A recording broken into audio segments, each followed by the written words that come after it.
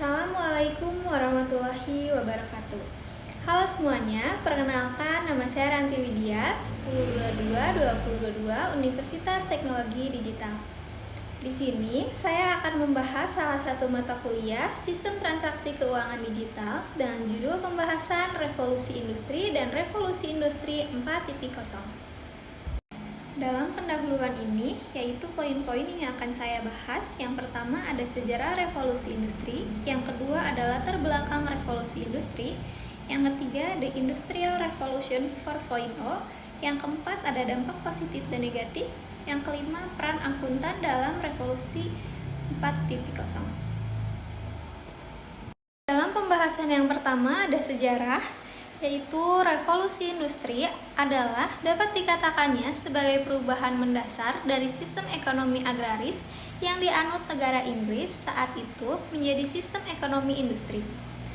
Sebuah perubahan yang terjadi yang dapat menandai pergantian ekonomi pekerja menjadi ekonomi berbasis pada industri dan mesin.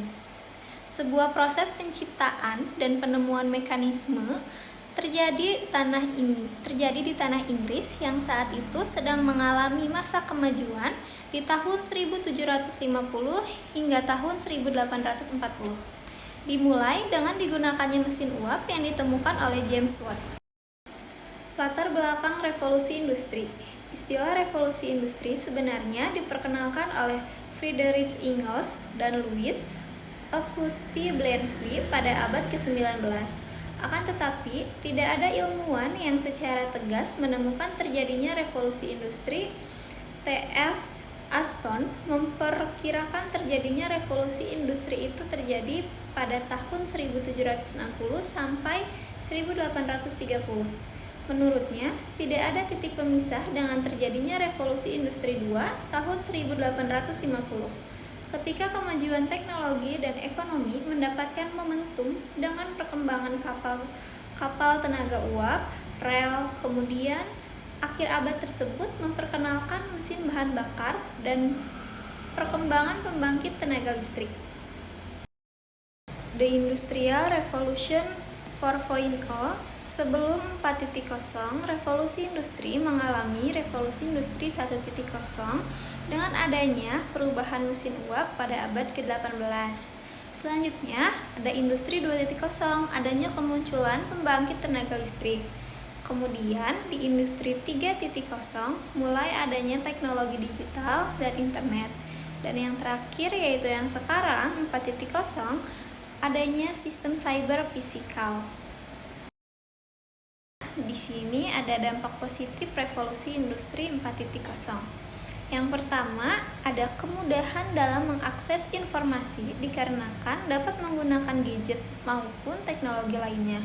Dan yang kedua, ada efektivitas dalam bidang produksi dengan mengganti tenaga manusia yang ada dan menggantinya dengan teknologi mesin. Selain mengurangi biaya produksi karena mengurangi penggunaan tenaga kerja dengan menggunakan teknologi dapat meningkatkan hasil produksi. Nah, setelah adanya dampak positif, tentunya ada dampak negatif nih di dalam revolusi industri 4.0. Apa aja sih dampak negatifnya? Yang pertama itu lebih rentan terhadap serangan cyber. Hal ini dikarenakan proses produksinya menggunakan mesin teknologi, oleh sebab sangat penting untuk memiliki sistem keamanan yang baik. Dan yang kedua yaitu butuh biaya besar dalam investasi alat serta pekerja. Hal ini dikarenakan harus mengeluarkan uang untuk membeli alat terlebih dahulu serta pelatihan keterampilan pegawai agar dapat menjalankannya dengan baik supaya tidak ada hal-hal yang tidak diinginkan saat proses produksi dilakukan. Yang terakhir dalam pembahasan ini yaitu adanya peran akuntan dalam revolusi industri 4.0, yaitu profesi akuntansi. Pekerjaan bersifat umum, mudah dipelajari oleh berbagai pihak. Hasil pekerjaan, laporan keuangan yang dibutuhkan banyak pihak sehingga semua orang ingin mempelajarinya. International Financial Reporting Standard, adanya standar kurikulum internasional dalam International Education Standard, dan Auditor International Auditor Standard. Sekian pembahasan yang dapat saya sampaikan pada pertemuan pertama ini dalam mata kuliah Sistem Transaksi Keuangan Digital dengan judul Revolusi Industri dan Revolusi Industri 4.0. Semoga dapat bermanfaat bagi seluruh pendengar yang mendengarkan. Terima kasih atas segala perhatiannya. Wabillahi taufiq wal hidayah. Wassalamualaikum warahmatullahi wabarakatuh.